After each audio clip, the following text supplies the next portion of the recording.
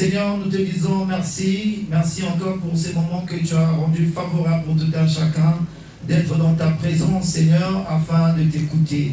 Seigneur, nous ne sommes pas là pour écouter un homme, car un homme est limité, Seigneur. Mais nous sommes venus t'écouter, toi qui as les paroles qui donnent la vie. Seigneur, parle-nous, Seigneur, cet après-midi. Corrige-nous, redresse-nous, fortifie-nous, car, Seigneur, ta parole, Seigneur, est une lampe à nos pieds qui éclaire nos sentiers, Seigneur. Éclaire-nous au travers de ta parole, Seigneur. Nous rendons, Seigneur, en toute pensée captive à l'obéissance du nom de Jésus-Christ. Et que tout ce qui ne glorifie pas ta Seigneurie dans cette salle, Seigneur, soit vaqué dans les lieux arides au nom de Jésus-Christ. Que tout esprit de sommeil, de faux raisonnements, Seigneur, d'incrédulité, Seigneur, nous les envoyons dans les lieux arides au nom de Jésus-Christ. Merci, Seigneur, que le Saint-Esprit de Dieu nous conduit, que le Saint-Esprit de Dieu prenne encore, Seigneur, les choses en main, que le Saint-Esprit de Dieu nous parle encore cet après-midi, afin que nous soyons plus éclairés, car lui, c'est le véritable enseignant. Nous te bénissons, nous te rendons grâce, dans le nom de Jésus-Christ. Amen. Amen. Bien-aimé, prends ta Bible, tu vas partir dans le livre des Actes des Apôtres. Actes des Apôtres, chapitre 16. Premièrement, je te salue au nom de Jésus-Christ et je te souhaite la bienvenue dans la maison de Dieu. Mais j'aimerais qu'on fasse quelque chose. Que tous nous prenions nos Bibles et nous allons tous lire ensemble. Et quand je veux faire le décompte à 3, nous allons lire ce verset ensemble. Actes des Apôtres, chapitre 16, à partir du verset 25 jusqu'au verset 26. Est-ce que tout le monde a sa Bible? Je vois, là, il y a des jeunes qui n'ont pas de Bible. Vous savez, on rate beaucoup de bénédictions dans la maison de Dieu parce qu'on ne sait pas saisir la révélation de Dieu. Et si aujourd'hui, la Bible dit que mon peuple périt par faute de connaissance, et un peuple qui marche sans révélation est un peuple qui marche sans frein. Quand je suis arrivé, j'ai trouvé dans la pièce à côté des Bibles. Et lorsque j'ai demandé, ces Bibles sont à qui? On m'a fait comprendre que ces Bibles, c'est pour l'Église. C'est notre sœur Sarah qui avait fait quelque chose de merveilleux. C'est ce qu'on m'a appris, qu'elle a fait un don pour l'Église. Mais comme par hasard, ces Bibles sont toujours là-bas derrière. Pendant le culte, personne ne songe à aller chercher ces Bibles et les distribuer à ceux qui n'ont pas de Bible. Ça veut dire qu'elle a fait un don à l'Église et au lieu que ça soit au service de Dieu, ces choses, on les a mis de côté. En fait, on les a foulées aux pieds. C'est comme ça avec Dieu. Dieu a mis des talents en vous. Dieu a mis des grâces en vous. Au lieu de mettre ces grâces au service de l'Éternel, vous prenez ces grâces, ces talents, et vous les envoyez loin, bien-aimés dans le Seigneur. C'est pourquoi, bien-aimés dans le Seigneur, il y a des choses parfois qui ne marchent pas, qui ne fonctionnent pas au milieu de nous, parce que nous saisissons mal le langage de Dieu. Bien-aimés, toute pensée qui vient de nous, c'est Dieu qui nous met ça à cœur. La Bible dit que c'est Dieu qui produit en nous le vouloir et le faire selon son bon plaisir. Et si Dieu a mis dans le cœur de notre sœur d'acheter les Bibles, bien aimés, c'est pour l'Église. C'est pas pour les laisser de côté. C'est pas pour les laisser enfermés. Bien aimés dans le Seigneur. Alléluia. Ça demande d'enseignement, ça, pour comprendre même des choses élémentaires.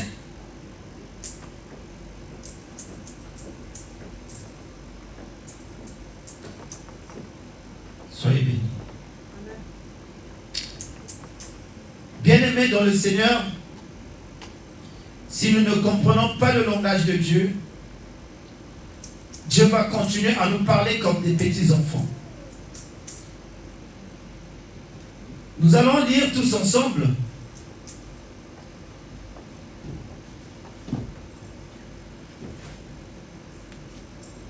Actes des Apôtres, chapitre.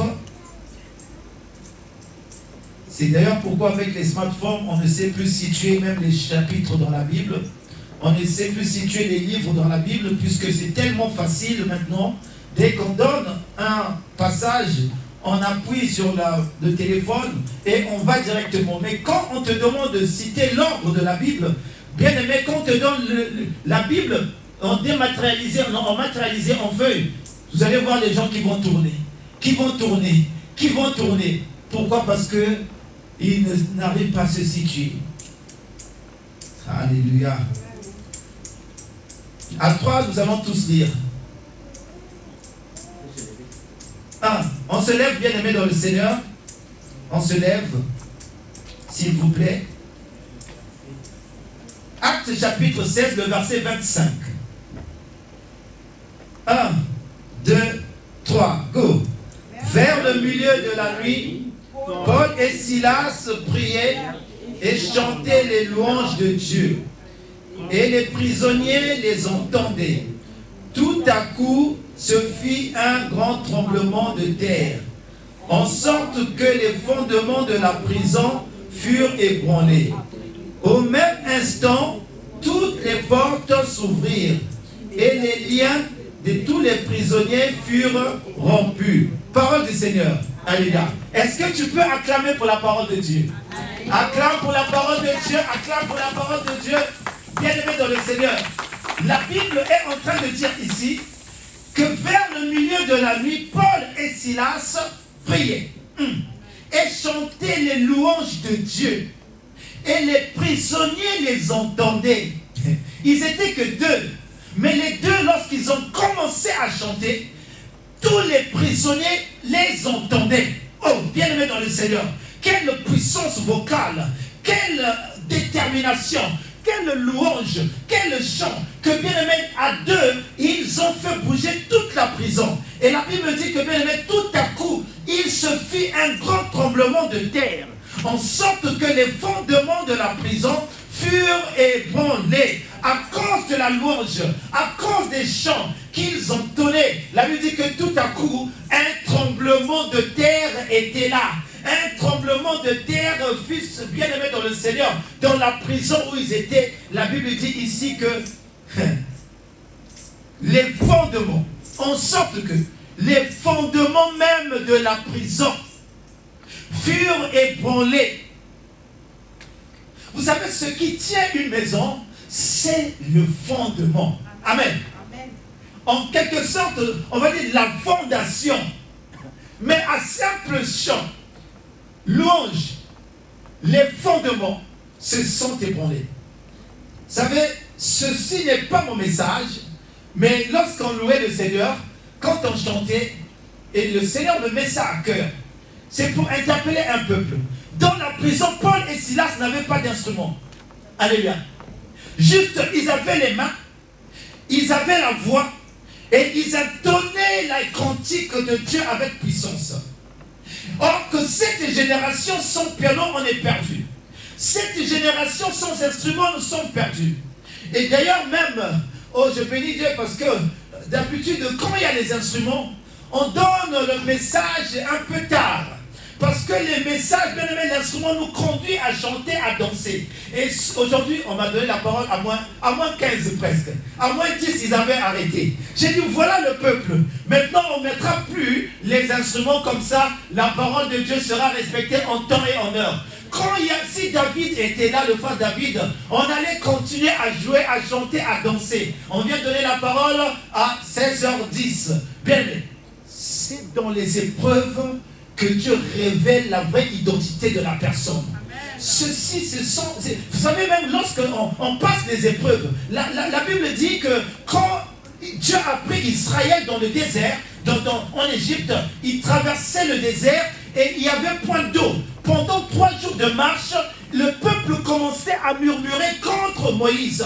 Le peuple commençait à murmurer contre Dieu. Oh, tu nous as pris en Égypte, on était bien. Mais tu viens nous faire mourir dans le désert, il n'y a point d'eau. La Bible dit que c'est dans les épreuves, c'est quand il y a des difficultés que la vraie identité de la personne se révèle. Quand tu es bien, Quand tu es en bonne santé, les amis seront là. Mais tombe malade. J'ai dit ça à mon fils Sagesse quand il était à l'hôpital. S'il compte les nombres de personnes qui sont autour de lui, il peut en avoir une centaine. Mais on était peu à aller le rendre visite quand il était malade. La preuve, nous sommes dans l'église. Combien de personnes sont parties de leur maison jusqu'à Paris rendre visite à lui qui était malade? Généralement, dans les épreuves, dans les moments difficiles, c'est là que Dieu te montre. Oh bien-aimé, c'est là que Dieu te fait comprendre. C'est pourquoi la Bible dit, maudit l'homme qui se confie dans l'homme, mais heureux celui qui a pour secours Dieu le Père. L'homme peut te trahir, l'homme peut oublier tout, l'homme peut oublier même le bienfait que tu l'as rendu. Quand il y a une situation, quand il y a un problème, il oublie ce que tu l'as fait de bien. Ça c'est l'homme, bien-aimé dans le Seigneur. C'est pourquoi j'aimerais dire à quelqu'un ce soir, Dieu te dit, Paul et Silas n'ont pas eu besoin d'instruments. Sois un adorateur, un vrai adorateur qui adore le Père en esprit et en vérité. Quand il y a le Saint-Esprit en toi, quand bien aimé dans le Seigneur, tu es plongé dans l'adoration, tu vas oublier qu'il n'y a pas d'instrument. Tu vas être loin dans ton adoration. Tu vas bien aimé plonger et avec les mains, avec la voix, la gloire de l'Éternel va retentir en ce lieu. La Bible dit que à deux, ils ont fait écrouler les fondements de la prison. Alléluia. D'ailleurs, c'est pour ça que l'éveil de prière doit se remettre en place. C'est là que les chantres, même tous, qu'on apprend à chanter sans instrument, du bien-aimé, jusqu'au matin. Alléluia. En battant les mains. Bien-aimé, il y a des situations, tu n'auras pas le piano dans ta maison. Il y a des situations, tu n'auras pas un instrument dans ta maison, mais qui vont te conduire à prier, qui vont te conduire à adorer, qui va te conduire à louer, qui va te conduire à chercher véritablement la face de Dieu. Alléluia. Ce n'est pas la voix qui compte. On voit Papa Athanase, ce n'est pas un chantre, mais il est venu chanter pour la gloire de son Dieu. Ce n'est pas à cause de la voix, mais c'est à cause de ce que ton cœur fait ressentir à Dieu comme adoration. Qui vous a dit que David avait une belle voix? Mais c'est le plus grand adorateur. David, c'était un psalmiste.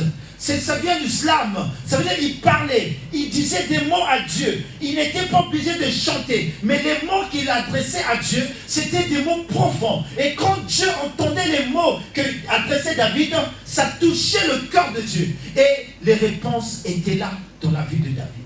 Apprends à adorer Dieu. Apprends à adorer Dieu sans instrument. Apprends à chanter Dieu sans rien autour de toi. Avec tes mains, bats les mains dans ta maison. Glorifie le Seigneur. Il y a une puissance qui va descendre dans ta maison. Bien-aimé dans le Seigneur. J'aime l'attitude de Paul et Silas. Les fondements de la prison vont s'écrouler. Bien-aimé. Même les prisonniers ont été libérés à cause de l'adoration, à cause des louanges. Amen. Bien-aimé dans le Seigneur. Or, en ce temps-ci, le Seigneur a décrété un moment de jeûne à l'église, jeûne et prière, qui va commencer à minuit. Amen. Et donc nous connaissons le thème. Pour ceux qui n'étaient pas là la semaine dernière, nous avions parlé de va avec cette force que tu as et délivre Israël de Madian, de la main de Madian.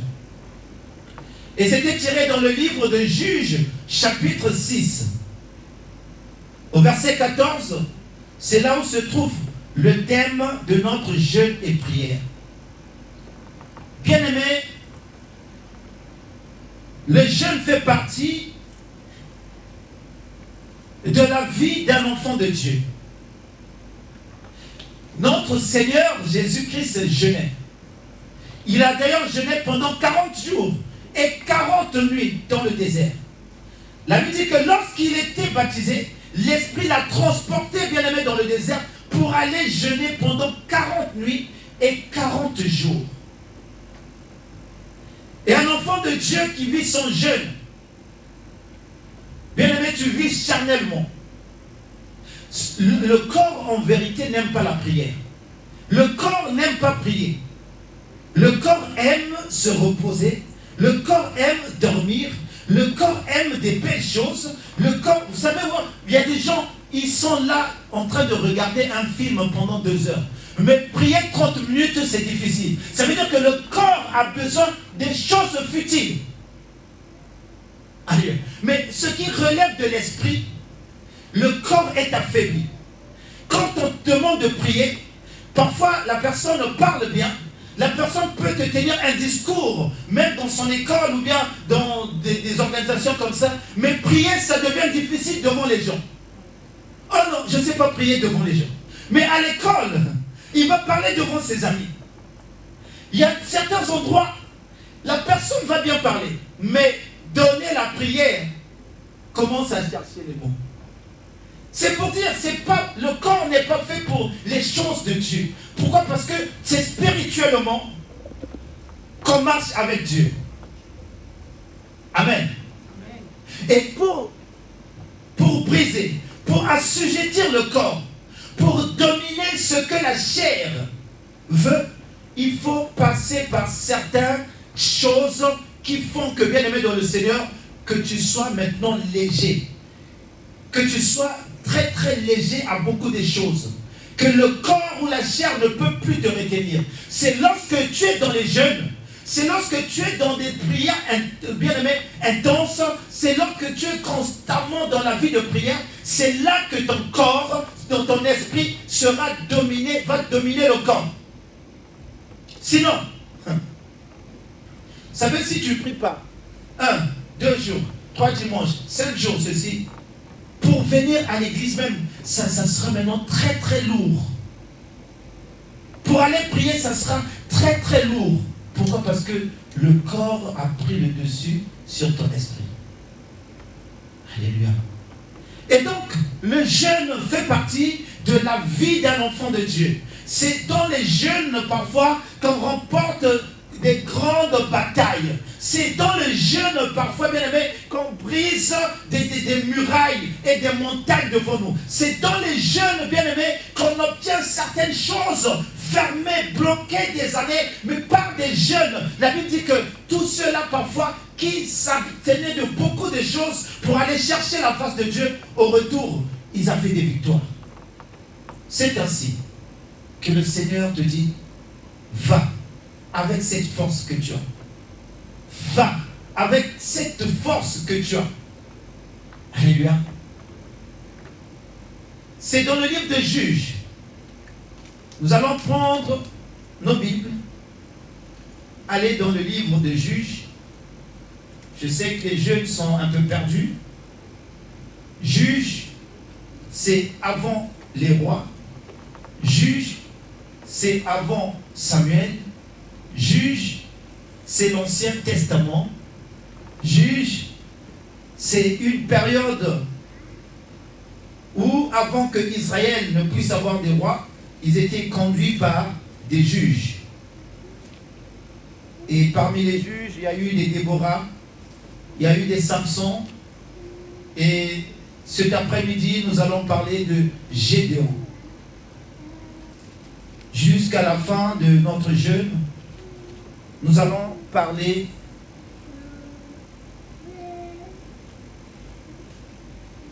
de Gédéon dans le livre de Juges. Alléluia.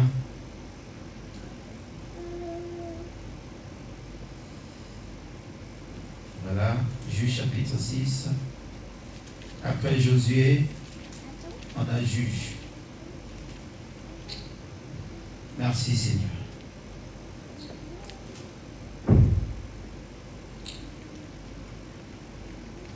Bien-aimés dans le Seigneur,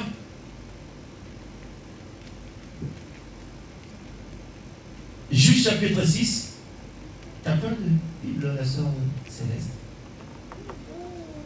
Hein? Oui, je veux bien, s'il te plaît. toujours important. Même dans la Bible, il est écrit qu'il y avait une église qu'on appelait l'église de Bérée. Et à chaque fois quand Paul prêchait, cette église consultait les Écritures. Sinon, le pasteur peut vous emmener quelque chose qui n'est pas biblique. Comment vous saurez si vous n'avez pas la Bible à vos yeux? Donc il faut toujours, même quand vous écoutez les prédications, on lit tout ça, bien aimé, la Bible dit ce qu'on en rajoute vient du malin. Et il faut toujours avoir la Bible pour vérifier parfois est-ce que le passage est vrai, réel. C'est aujourd'hui on est en train de vous parler des doctrines, des démons, des anges parfois qui ne sont pas mentionnés dans la Bible.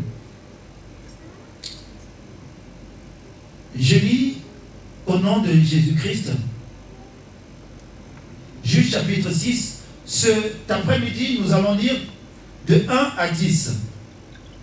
Et dimanche prochain, l'autre dimanche jusqu'à la fin de notre jeûne, nous allons aller pas à pas. La Bible dit, les enfants d'Israël firent ce qui déplaît à l'Éternel. Et l'Éternel les livra entre les mains de Madian. Wow. Pendant 7 ans, la main de Madian fut puissante contre Israël. Pour échapper à Madian, les enfants d'Israël se retiraient dans les ravins des montagnes. Wow. Dans les cavernes et sur les rochers fortifiés. Au verset 3, la Bible dit, quand Israël avait sémé, Madian montait avec Amalek et les fils de l'Orient, et il marchait contre lui. Il campait en face de lui, détruisait les productions du pays, bien-aimé dans le Seigneur. Détruisait les productions du pays jusque vers Gaza. Et ne laissait en Israël ni vivre, ni brebis, ni bœufs, ni ânes. Car ils montaient avec leurs troupeaux et leurs tentes, ils arrivaient comme une multitude de sauterelles. Ils étaient innombrables, eux et leurs chameaux. Et ils venaient dans le pays pour le ravager. Au verset 6. Israël fut très malheureux à cause de Madian. Et les enfants d'Israël crièrent à l'Éternel. Mon Dieu est bon. Les enfants d'Israël crièrent à l'Éternel. Lorsque les enfants d'Israël crièrent à l'Éternel au sujet de Madian, l'Éternel envoya un prophète aux enfants d'Israël. Waouh! C'est curieux. Ainsi parle l'Éternel, le Dieu d'Israël. Je vous ai fait monter d'Égypte et je vous ai fait sortir de la maison de servitude. Je vous ai délivré de la main des Égyptiens et de la main de tous ceux qui vous opprimaient. Je les ai chassés devant vous. Je vous ai donné leur pays. Je vous ai dit, je suis l'Éternel, votre Dieu.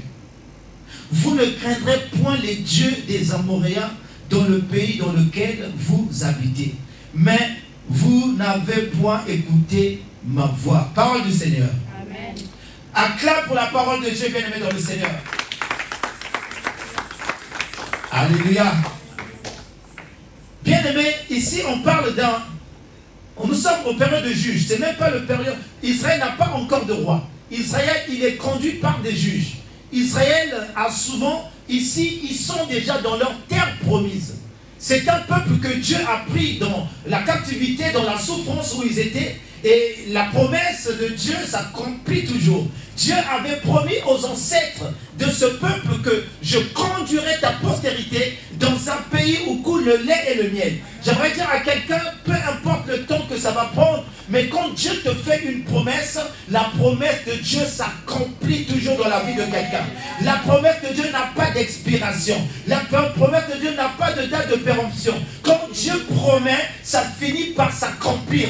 Et moi, je crois fermement fermement que je vais rester fidèle à mon poste comme Habakkuk, parce que ce que Dieu m'a promis, je dois les voir s'accomplir dans ma vie. Et je ne mourrai pas, je témoignerai les merveilles de l'Éternel comme David. Et Dieu a fini par réaliser ce qu'il avait promis à ce peuple. Et on voit les enfants d'Israël, ils sont dans le pays où coule le lait et le miel. Ils sont là, mais qu'est-ce qu'ils vont faire? Ils ont oublié Dieu. Ils ont oublié où ils étaient avant. Ils ont oublié comment ils ont fait pour arriver là où ils sont. Et c'est la plupart de beaucoup de nous, nous agissons pareil avec Dieu. Amen. Même dans notre vie courante, parfois, on oublie la personne qui nous a fait du bien. On oublie que là où nous sommes, il y a quelqu'un qui a fait que je sois là. Amen. C'est l'ingratitude. C'est l'homme qui est comme ça. Au bout d'un certain temps, bien aimé, l'homme devient ingrat. Il oublie tout le bienfait. Et c'était pareil pour ce peuple. Ils arrivent au pays où il y avait tout. Ils commencent à adorer d'autres dieux. Ils ont oublié que c'est Dieu qui les a sortis de la captivité, de la souffrance. Et Dieu a fait quoi? Dieu, la Bible dit que les enfants d'Israël firent ce qui déplaît à l'Éternel, et l'Éternel les livra entre les mains de Madian pendant 7 ans. Vous savez, Dieu nous livre parfois. Amen. Dieu livre les gens.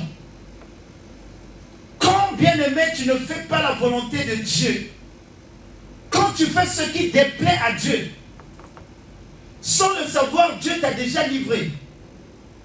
Ne pensez pas, Dieu il est miséricordieux, Dieu il est bon, mais Dieu aussi a ses limites. Quand il prévient et que tu n'écoutes pas, Dieu va te livrer. Et des problèmes vont commencer à surgir dans ta vie. Des difficultés vont entrer dans ta maison, dans ton foyer, dans ta vie. Tu ne vas plus comprendre qu'est-ce qui m'arrive. Dieu t'a livré. Puisque Dieu, c'est lui qui fait. La Bible dit qu'aucun malheur ne peut nous arriver sans que l'Éternel en soit l'auteur. Et si vous constatez, il y a des choses qui arrivent, Dieu va ouvrir la porte, que ça t'atteigne afin que tu repars vers lui.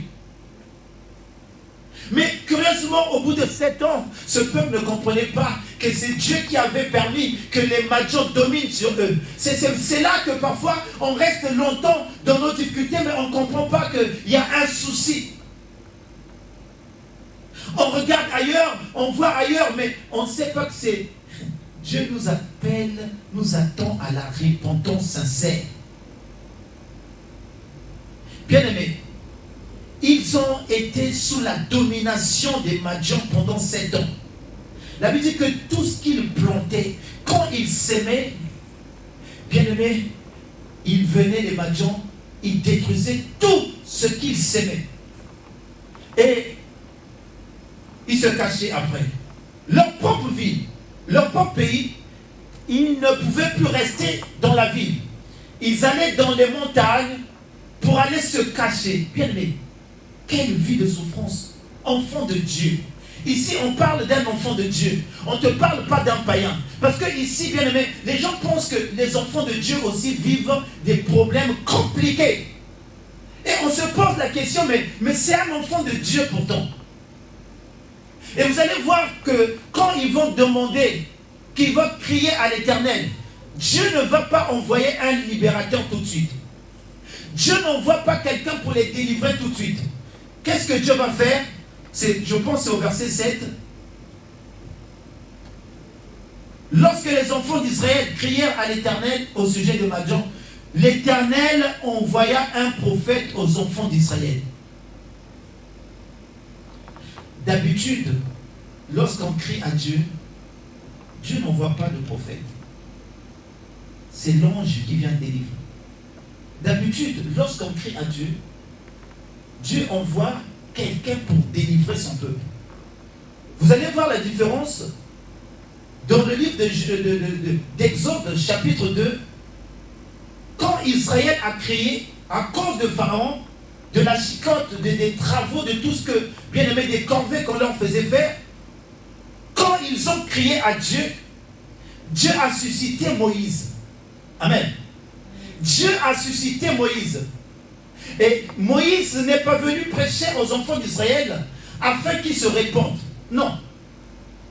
Un païen, quelqu'un qui ne connaît pas Dieu, quand il crie à Dieu, à l'instant, Dieu l'accorde la délivrance. Dieu ne cherche pas à savoir s'il est dans le péché ou s'il n'est pas dans le péché. Pourquoi? Parce que Dieu sait que lui, il ne sait pas distinguer sa gauche et sa droite. Pourquoi? Parce que Dieu sait que lui, il ne sait pas encore que ça c'est le péché, ça c'est l'iniquité. Et c'est pourquoi Dieu, quand vous voyez parfois il y a des gens que Dieu délivre, ah mais vous ne comprenez pas, c'est quand Israël a crié, quand ils étaient en Égypte, Dieu a suscité Moïse. Et quand Moïse est venu, c'est pour les libérer. Dieu ne les a pas condamnés. Dieu n'a pas dit que vous avez péché, c'est pourquoi vous êtes retrouvés en Égypte. Non. Dieu a dit, je vais susciter Moïse. Il a apparu à Moïse sur un buisson ardent et il a dit à Moïse, va libérer mon peuple en Égypte. Et même Moïse était là, il avait peur. Il connaissait Pharaon. Moïse dit, mais je ne peux pas. Pharaon, il est tellement puissant. Comment vais-je faire pour aller délivrer le peuple? Pourquoi? Parce que Dieu avait juste besoin que son peuple soit libéré. Mais ici, curieusement, quand eux ils crient, Dieu n'envoie pas un libérateur tout de suite. Dieu n'envoie pas quelqu'un pour les délivrer tout de suite. Dieu envoie un prophète pour les prêcher, pour les emmener à la repentance. Un enfant de Dieu, tu peux tomber. Un enfant de Dieu, quand tu demandes la délivrance à Dieu, Dieu veut d'abord que tu passes par la repentance. Dieu veut d'abord que tu reconnaisses que tu as des torts en toi. Qu'est-ce qui prouve que ce qui t'arrive n'est pas le fruit de ton comportement? Qu'est-ce qui prouve que ce qui t'arrive n'est pas le fruit de ta marche avec Dieu? N'est pas... Bien aimé, on regarde seulement ailleurs, mais le Seigneur veut d'abord que tu prennes conscience de ta vie. C'est pourquoi d'abord, il envoie le prophète dire à son peuple que vous, je vous ai sorti d'Égypte. Souvent, on pense qu'on est à Dieu, qu'on est devenu chrétien, et tout ce qui peut nous arriver, c'est l'ennemi.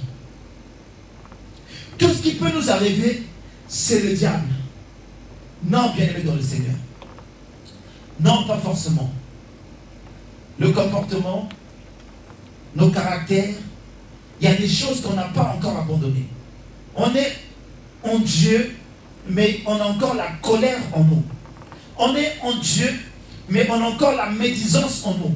On est dans le service avec Dieu, mais on est encore bien aimé dans le Seigneur, dans des choses bizarres, dans le jugement. On veut juger des gens sans connaître même la personne. On est dans Dieu, on sert Dieu, on prie Dieu, mais on a encore les comportements de l'Égypte, bien aimé dans le Seigneur. Et quand Dieu te voit réagir ainsi, il permet aux Madianites de mettre la main sur toi. Et tu vas voir qu'il y a des choses qui ne marchent plus. Tu peux même travailler, ton salaire, tu ne fais rien avec.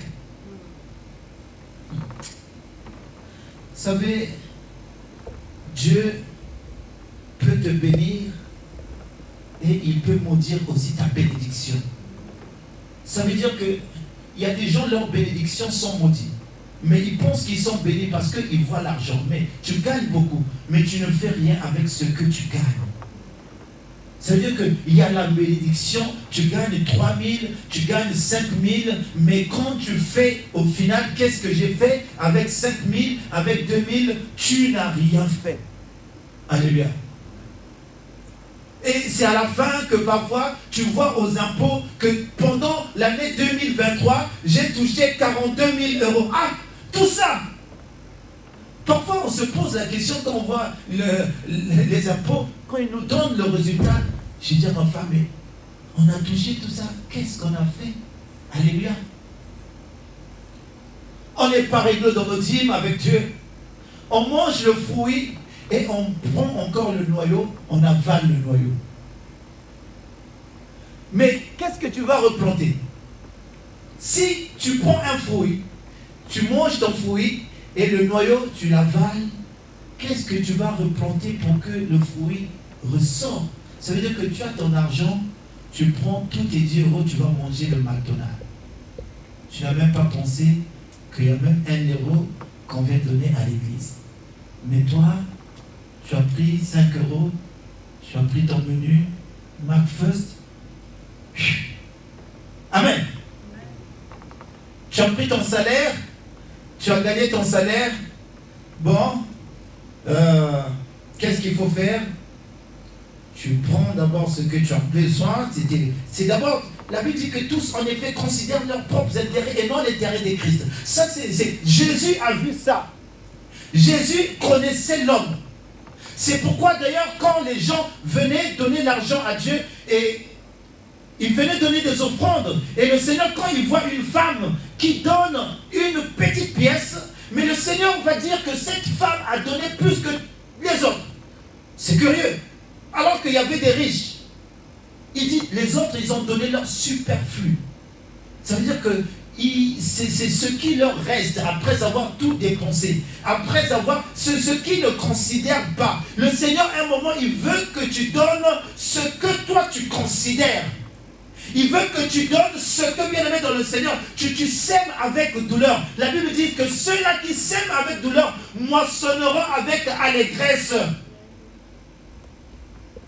Donne-moi ton fils unique, Abraham. Mais j'ai que lui comme fils. Comment tu me... Je veux le fils unique. Alléluia. Bien aimé. J'étais parti à une église. On a fait culte. Il n'y avait pas de toiture.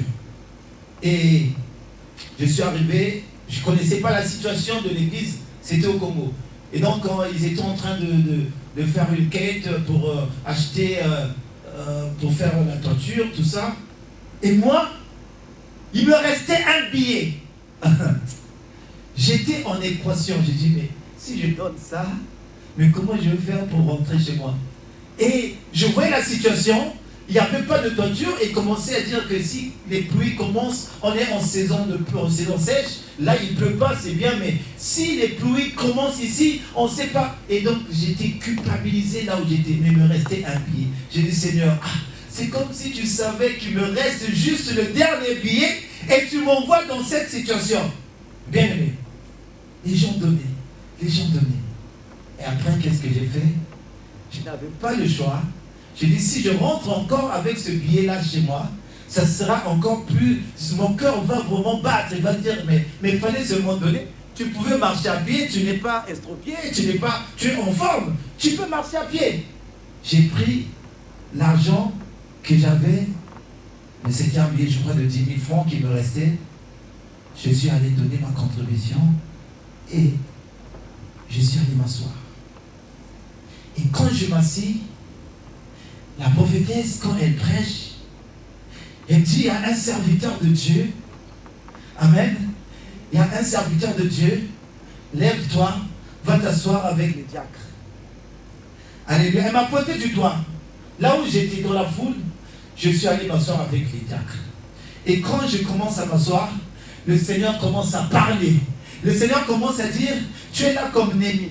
Tu es en train d'inspecter. Elle commence à dire des choses qui étaient dans mon cœur caché. Que moi seul, je méditais dans mon cœur, que moi seul avait ces projets. C'est là où j'ai dit que, bien aimé, Dieu, il sonde les reins et les bien-aimés et les cœurs.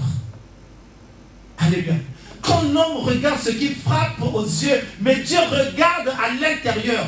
J'ai dit, Seigneur, tu m'as sorti ce que j'avais dans mon cœur.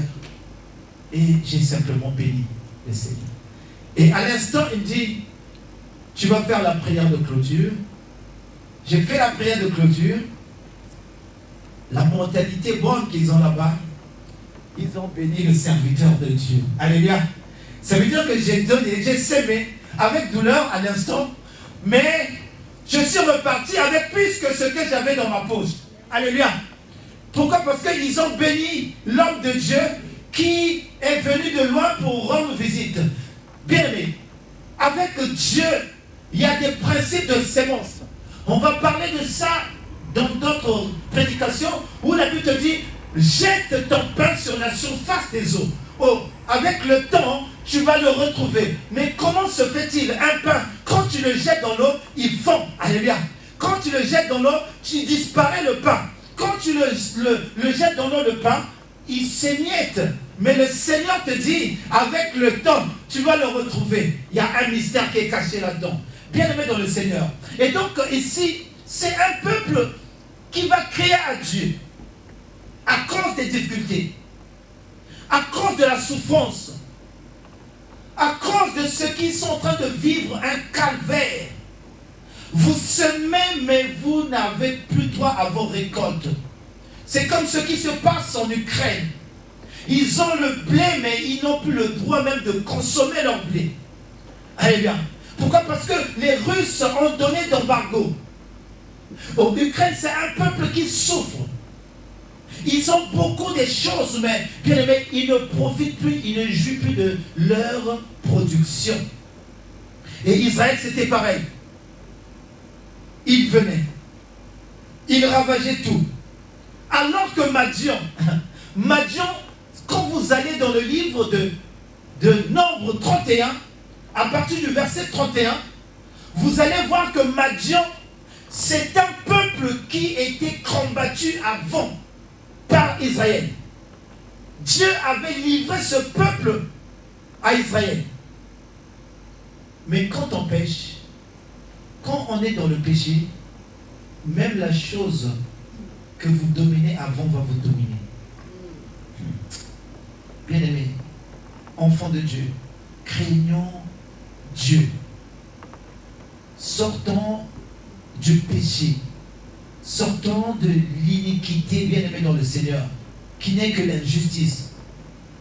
Ça a des conséquences terribles dans nos vies. Ça a des conséquences, bien-aimés dans le Seigneur. Parfois, on a l'habitude, on pêche, et après, Dieu va toujours nous pardonner. Oui, c'est vrai. Mais il y a des endroits où tu vas voler, on t'a coupé la main ne va plus pousser. Trop tard. Dieu t'a pardonné, mais ta main ne pousse plus. Ça laisse des impacts. Et le péché aussi, la vie aussi, bien-aimé dans le Seigneur, ça laisse des impacts dans nos vies. Le mieux, c'est d'éviter. Le mieux, c'est de... Tu peux être dans le péché va attirer le divorce même dans ton foyer. Après, Dieu va te pardonner, mais trop tard. Le divorce est déjà consommé. Alléluia. Et ça laisse toujours des impacts dans nos vies. Et c'est pourquoi d'ailleurs, quand Israël est en train de crier à Dieu, Dieu dit, si je viens encore à la délivrance, ce peuple ne va pas comprendre qu'il y a une vie qu'ils doivent abandonner. Ce peuple ne va pas comprendre qu'il faut s'examiner. Ce peuple ne va pas comprendre qu'il y a des choses à délaisser. Ce peuple doit comprendre qu'il y a un seul Dieu à adorer, c'est le Dieu véritable. Alléluia. J'envoie un prophète d'abord les parler. La semaine prochaine, nous allons passer l'étape de Gédéon, où Dieu envoie Gédéon, c'est après. Mais avant Gédéon, Dieu envoie d'abord un prophète. Et vous avez vu comment Dieu a envoyé d'abord Jean-Baptiste avant que Jésus ne vienne. Jean-Baptiste, il emmenait le peuple à la repentance. Vous savez, avant que Jésus n'arrive, Israël souffrait comme ça. Ils étaient sous la domination romaine. Les Romains dominaient partout. Et Israël était obligé de payer des impôts. Et qu'est-ce qu'ils ont fait? Ils ont crié à Dieu jusqu'à quand cette souffrance, Seigneur? Alors que Dieu préparait un sauveur qui était Jésus, mais avant le sauveur, Dieu va envoyer Jean-Baptiste. Jean-Baptiste, il dit, répentez-vous, abandonnez vos voies, vous vous êtes corrompus, vous ne suivez plus le vrai Dieu. Dieu a laissé le temple, maintenant il va agir à l'extérieur. Vous savez, Dieu avait abandonné le temple, il n'y avait plus rien dans le temple. Pourquoi? Parce que le miracle se faisait à Bethsaïda, à la piscine. Mais alors qu'avant, les miracles, c'était dans le temple. Et quand le peuple a compris, le peuple s'est baptisé. Ils ont pris le baptême de repentance avec Jean. Et là, après, Jésus vient pour délivrer le peuple d'Israël. Mais quand ils voient Jésus, ils pensent que Jésus sera roi, c'est pour les délivrer physiquement. Non. Jésus veut les délivrer du péché. Jésus veut te délivrer seulement du péché, d'une vie qui ne bénit pas Dieu. C'est ça son rôle dans nos vies. Physiquement, tu te sens libre. Personne n'est enfermé. Mais pourquoi on parle de la délivrance? C'est que spirituellement, il y a des choses qui te retiennent. Spirituellement, il y a des choses qui ne te permettent pas d'avancer. Spirituellement, il y a des choses qui ne permettent pas que tu vois devant toi et que tu vives la gloire de Dieu. Et c'est ça que le Seigneur veut que tu sois délivré de ces choses. Pourquoi?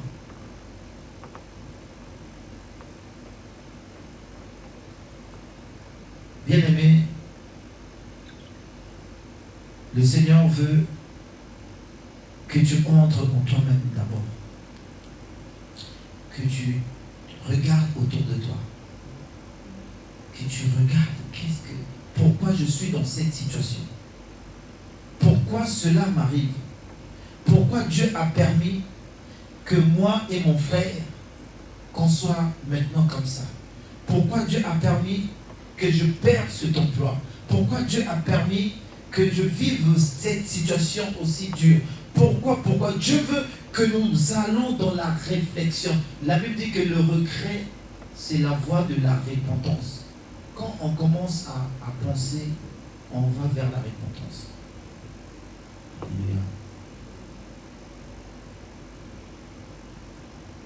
Je vous ai délivré de la main des Égyptiens et de la main de tous ceux qui vous opprimaient. Je les ai chassés devant vous. Je vous ai donné leur pays. Je vous ai dit, je suis l'Éternel, votre Dieu. Vous ne craindrez point les dieux amoréens dans le pays desquels vous habitez, mais vous n'avez point écouté ma voix. Vous n'avez point écouté ma voix. Vous savez, parfois Dieu se répand. Dieu s'est repenti d'avoir créé l'homme. Il a dit, pourquoi j'ai créé l'homme? Pourquoi? Parce que l'homme s'est mélangé avec les anges qui sont venus en mission.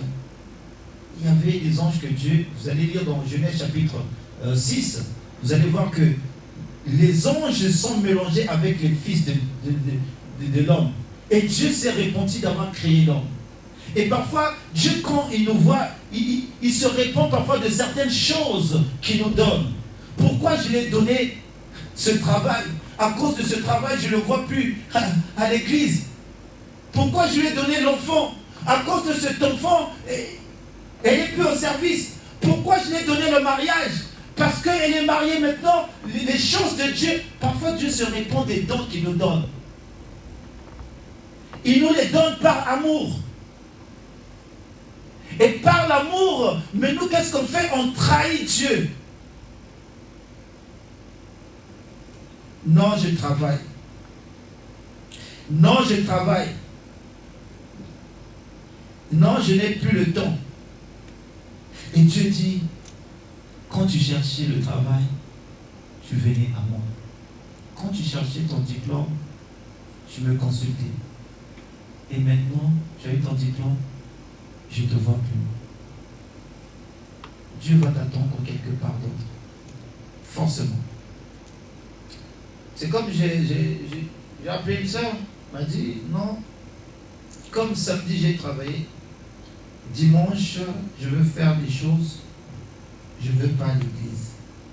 Ah, donc je ne viens pas à l'église, dimanche je veux faire des choses que j'allais faire samedi. J'ai entendu, mais bon, j'ai pas réagi tout de suite. Mais j'ai compris que beaucoup d'entre nous ne connaissent pas pourquoi ils viennent à l'église. Beaucoup d'entre nous ne connaissent pas la relation avec Dieu. Alléluia. Bien, mais beaucoup d'entre nous ne savent pas que qu'en dehors de Dieu, rien ne peut nous séparer de l'amour de Dieu. Et surtout, quand Dieu t'a établi quelque part, Dieu nous a tous établis à un endroit.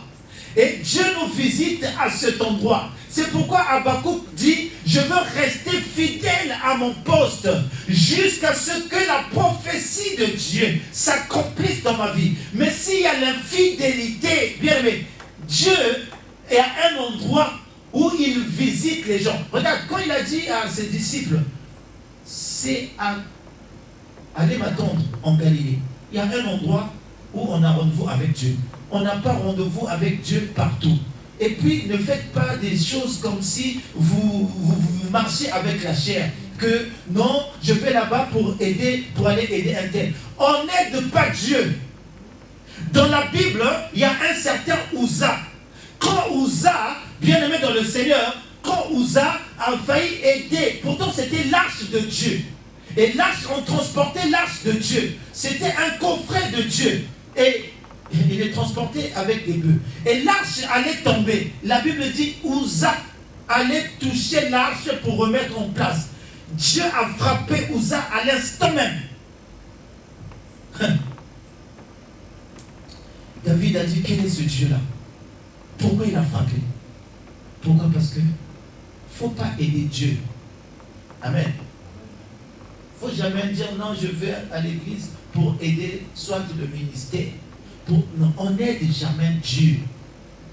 Dieu, même si toi tu n'es pas là, Dieu va susciter quelqu'un d'autre. Il a dit même les pierres vont se lever pour m'adorer, pour m'acclamer. On n'aide pas Dieu, mais on accepte la mission de Dieu. Et on se dit, Seigneur, il a dit, qui enverrai-je? Ésaïe a dit, Seigneur, envoie-moi. On accepte la mission de Dieu.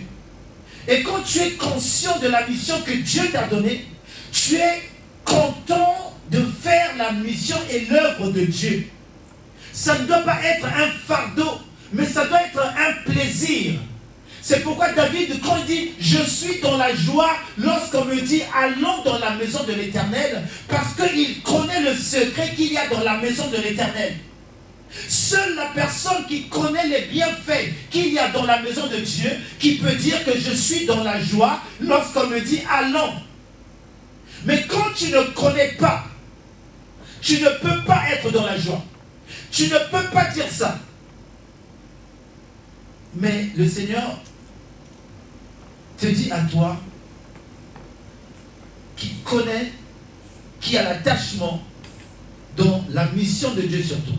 Toi qui as accepté de servir Dieu, bien-aimé dans le Seigneur, sers Dieu d'un cœur sincère, sers Dieu avec amour, sers Dieu avec sincérité, avec bien-aimé dans le Seigneur, sans contrainte, sers Dieu et Dieu va te récompenser au-delà de ce que tu peux penser. C'est une grâce pour les jeunes de connaître Dieu. Bien aimé, c'est vraiment, c'est une grâce. Ça va vous épargner de beaucoup de choses. Ça va vous... aujourd'hui, la dernière fois que je prêchais ici, j'ai touché un mot. Et le mot que j'ai touché, on a reçu un courrier par mail. Comme quoi, si vous continuez à déplacer, je ne sais pas, c'est le diacre Valérie qui a reçu ça par mail. Comme quoi notre page Facebook sera fermée. Pourquoi? Parce que j'ai parlé de ce que nous voyons. Hier encore, je regardais à la télé, il y avait une publicité sur Mythique, site de rencontre. Au lieu de mettre hommes et femmes, ils ont mis 2 femmes. Donc on vous dit que la rencontre, on peut être dans le site. Vous savez, à cause de ces choses, on a eu des menaces. Est-ce que on ne va plus dire la vérité? Parce que nous, nos enfants, il faut qu'ils écoutent l'évangile. Amen.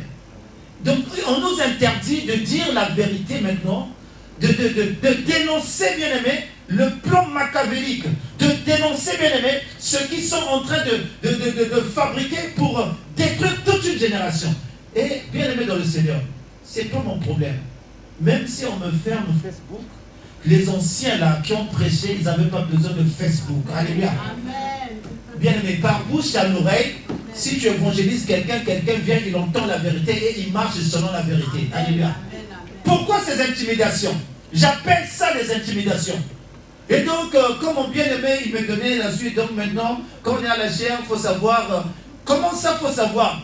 Je dois savoir maintenant comment parler, comment prêcher l'évangile. Je ne dois pas dire ce que l'Esprit me donne.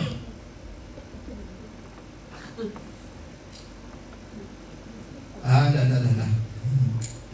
Seigneur. Vous savez, les disciples, on les a interdits de prêcher le nom de Jésus-Christ. Alléluia. Les disciples, on les a mis en prison. Les disciples, on les a pourchassés à cause du nom de Jésus-Christ. Sois béni, papa. Ils étaient tous pendus à cause du nom de Jésus. Pourquoi? Parce que le nom de Jésus-Christ éclairait la population. Il y a des gens qui pensaient la délivrance était sous des petits gris-gris, des totems ou bien des... Non, les gens ont dit, les disciples disaient simplement le nom de Jésus peut te délivrer. Et les gens avaient des délivrances. Alléluia. Vous allez même dans Actes des Apôtres chapitre 17, vous allez lire qu'il y avait un orfèvre, il y avait quelqu'un qui fabriquait ces objets.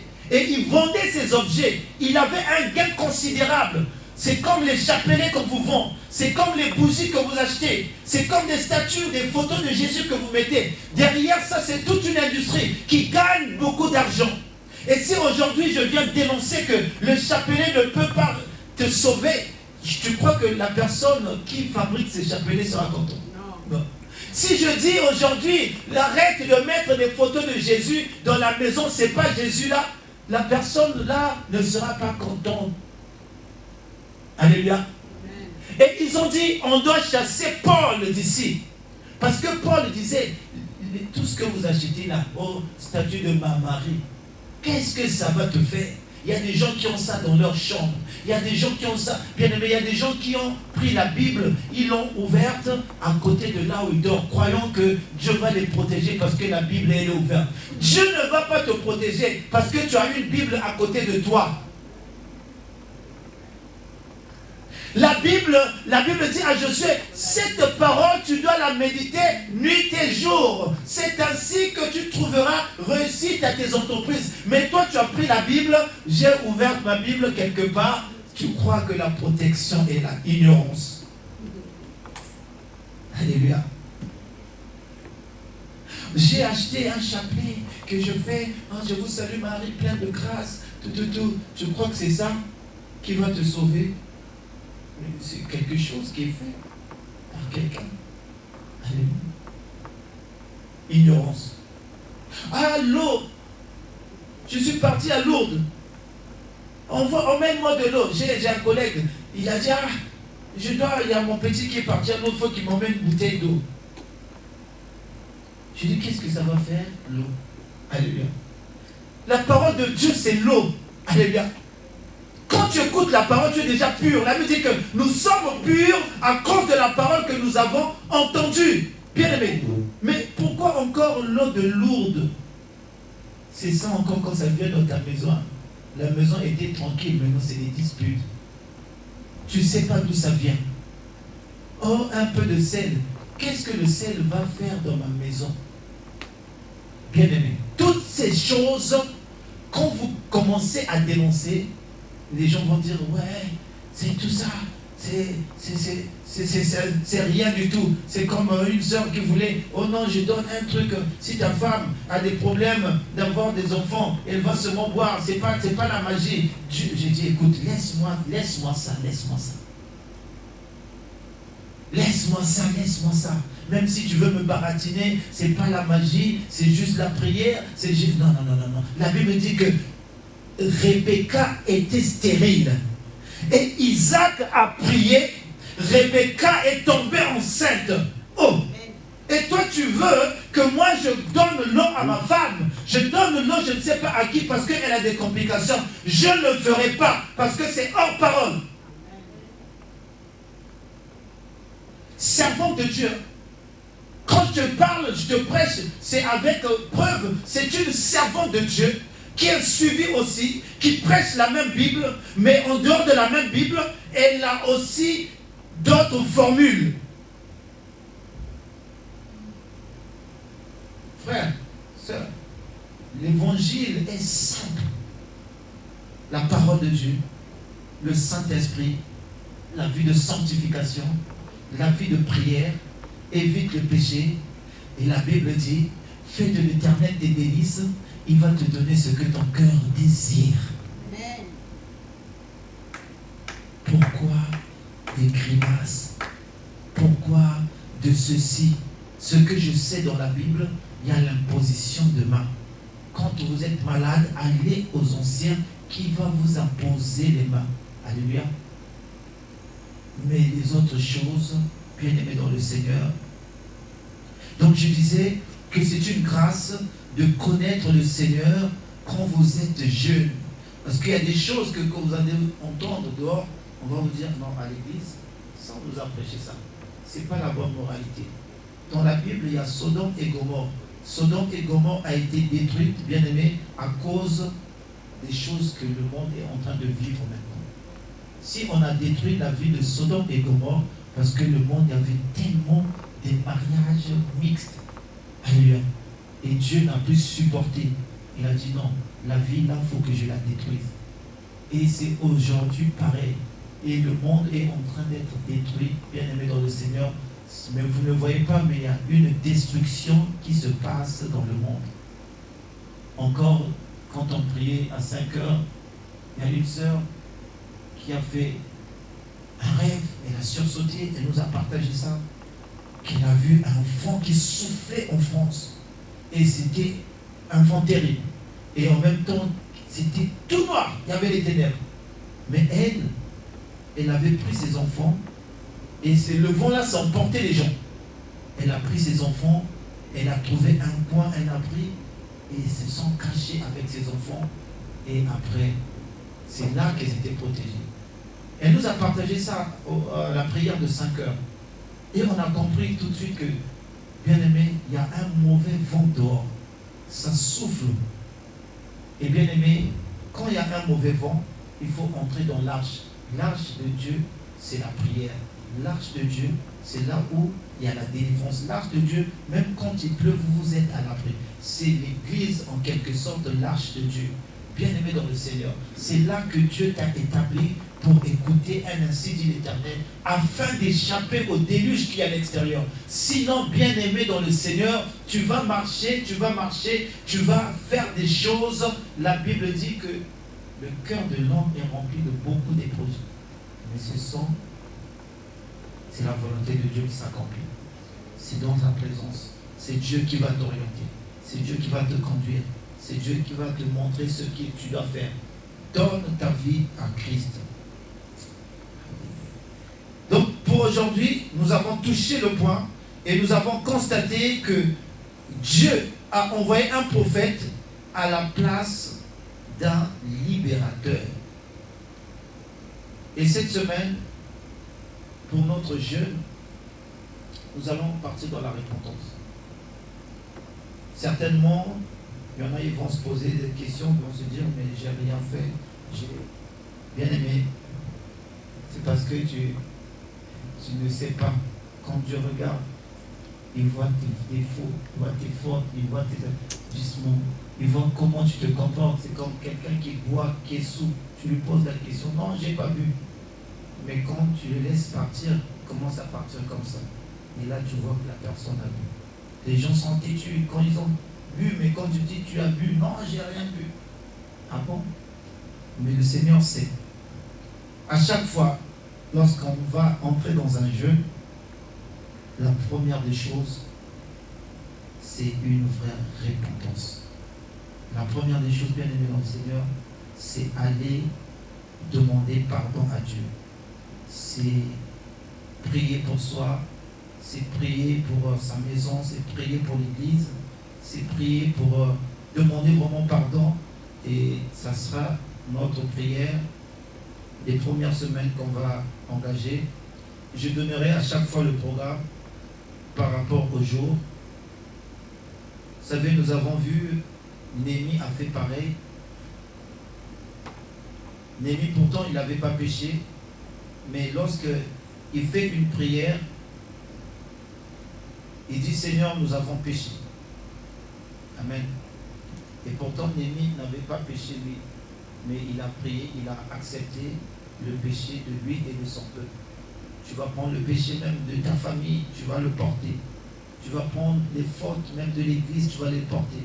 L'Église a murmuré. Nous avons eu des situations qui ont fait murmurer l'Église. Nous avons eu des situations qui ont fait pécher les cœurs.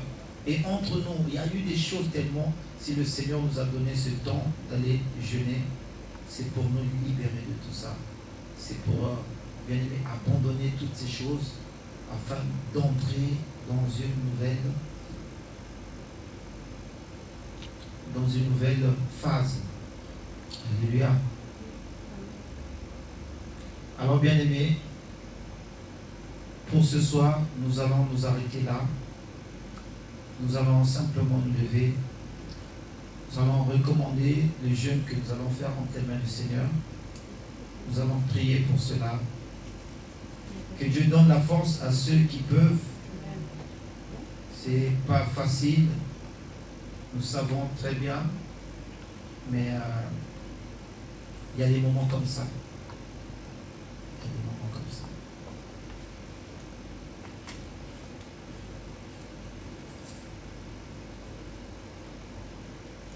Je vais inviter les chants, on va ajouter le cantique.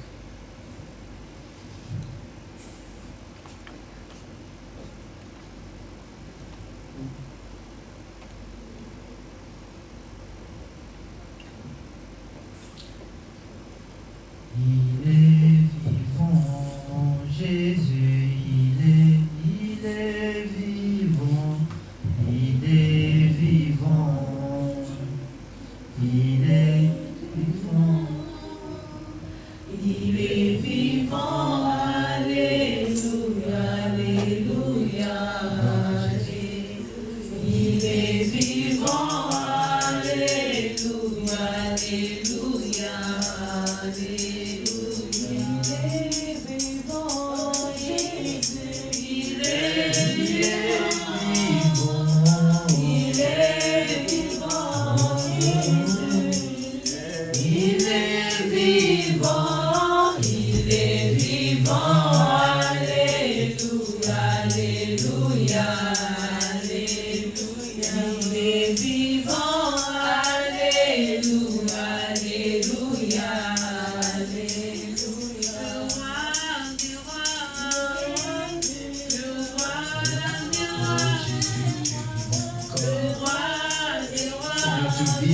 Jusqu'à présent dans nos cœurs.